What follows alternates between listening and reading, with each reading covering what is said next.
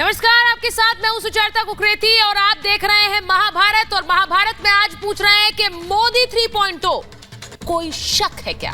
मोदी 3.0 का कार्यकाल शुरू होने वाला है। आज प्रधानमंत्री नरेंद्र मोदी ने राज्यसभा में जब ये गर्जना की तो उनकी ये दहाड़ उन सभी दलों के भविष्य के लिए एक सवाल बन गई जो 2024 में जीत का सपना देख रहे हैं।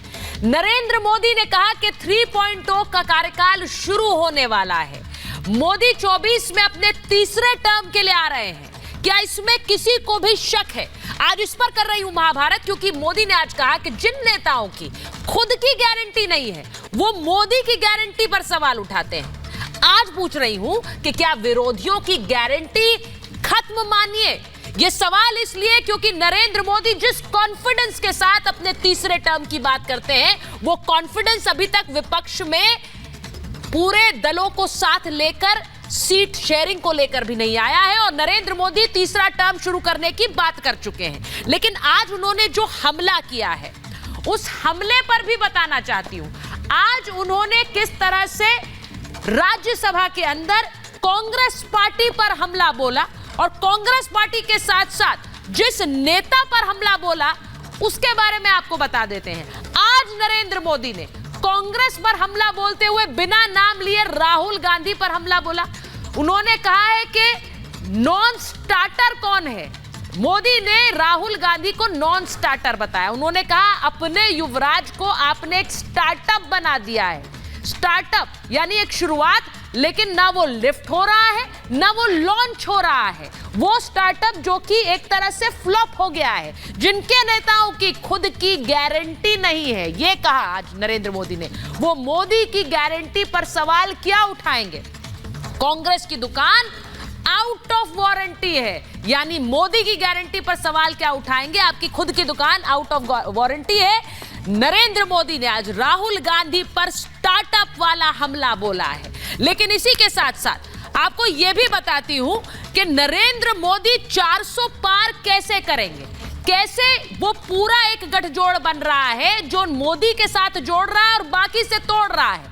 यूपी में महागठबंधन को बड़ा झटका लग गया, यानी इंडिया अलायंस को। वहां पर जयंत चौधरी छोड़ेंगे ऐसी खबरें आ रही हैं, यानी जयंत चौधरी यहां के पाले से बदलकर नरेंद्र मोदी के पास आ जाएंगे। इंडिया अलायंस छोड़ेंगे जयंत चौधरी, ये सूत्रों से खबर आ रही है। और ये कहा जा रहा है कि एसपी कांग्रेस के साथ आरएलडी का जो गठबंधन था अब वो टूट रहा है। एनडीए में जाने की चर्चाएं, यानी कि नरेंद्र मोदी के साथ आने की चर्चाएं हैं।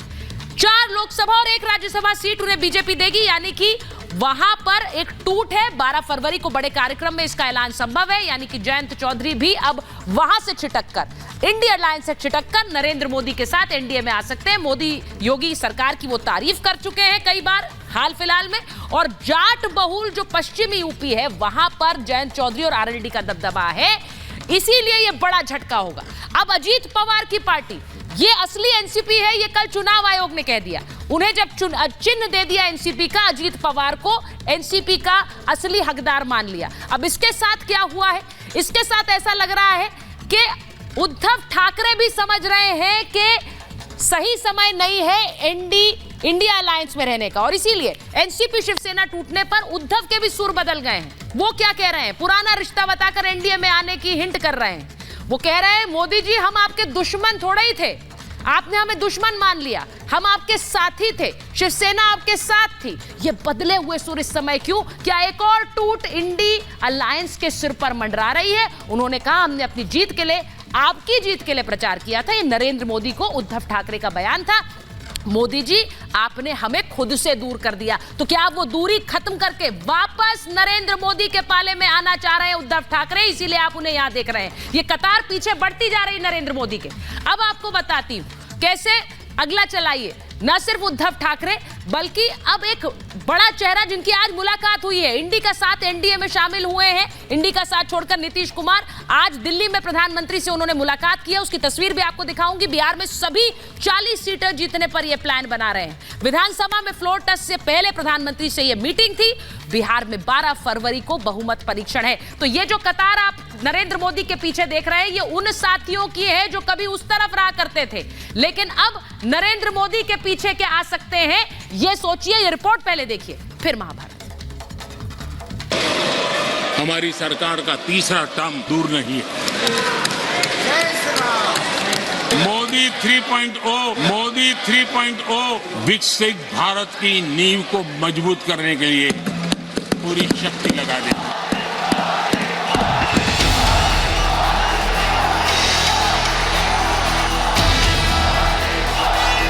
मोदी ने अपनी तीसरी पारी का जोर शोर से ऐलान कर दिया है।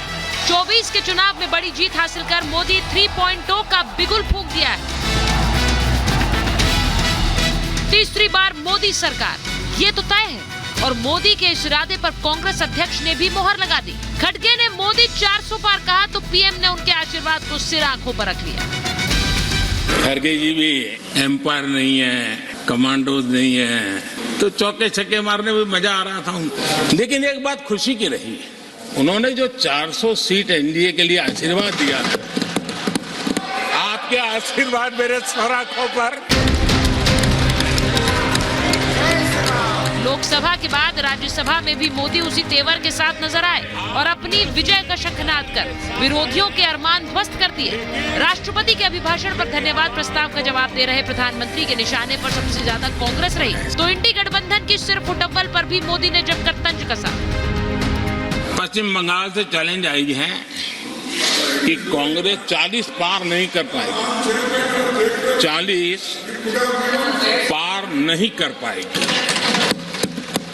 मैं प्रार्थना करता हूं कि आप 40 बचा पाए। कांग्रेस 40 पार जाएगी या नहीं ये तो पता नहीं, लेकिन मोदी की गाड़ी 400 पार और इंडी में रोज रोज तकरार तय। यानी जिस गठबंधन में नेताओं के बने रहने की कोई गारंटी नहीं, वहां मोदी की गारंटी को कटघरे में खड़ा करते हैं, जिनमें राहुल सबसे आगे हैं। ऐसे में मोदी ने राहुल पर भी कई बाउंसर फेंके। इन लोगों की मर्यादा इतनी है, अब इन्होंने अपने युवराज को एक स्टार्टअप बना करके दिया है। अभी वो नॉन स्टार्टर है, न तो वो लिफ्ट हो रहा है न वो लॉन्च हो रहा है। जिस कांग्रेस के अपने नेता की कोई गारंटी नहीं है, अपनी नीति की कोई गारंटी नहीं है, वो मोदी की गारंटी पर सवाल उठा रहे हैं। जो कांग्रेस देश को तोड़ने के नैरेटिव घटना का नया शौक उनको पैदा हुआ, इतना तोड़ा कम नहीं है, अब उत्तर दक्षिण को तोड़ने के लिए बयान दिए जा रहे हैं। कांग्रेस और राहुल की सियासी दुकान पर मोदी ने ताला लगाने का इंतजाम कर लिया है। तभी तो आरक्षण विरोधी, दलित विरोधी और अंग्रेज परस्त बताकर कांग्रेस को इतना धोया कि कांग्रेस के नेता भी सन्न रह गए। मेरा विश्वास पक्का हो गया कि ये पार्टी सोच से भी आउटडेटेड हो गई है, और जब सोच आउटडेटेड हो गई है तो उन्होंने अपना कामकाज भी आउटसोर्स कर दिया है। देखते ही देखते इतने दशकों पर तक देश पर राज करने वाला दल, ऐसा पतन। सियासत के मैदान में जब दाव पेच से लेकर नेता और चुनाव के तौर तरीके बदल रहे हैं, तो कांग्रेस का पुराना ढर्रा ही क्या उसकी दयनीय हालत के लिए जिम्मेदार है। खासकर जब मोदी जैसे मजबूत नेता का मुकाबला करना हो, तो जोड़ने के बजाय क्या सिर्फ विरोध की राजनीति टिक पाएगी।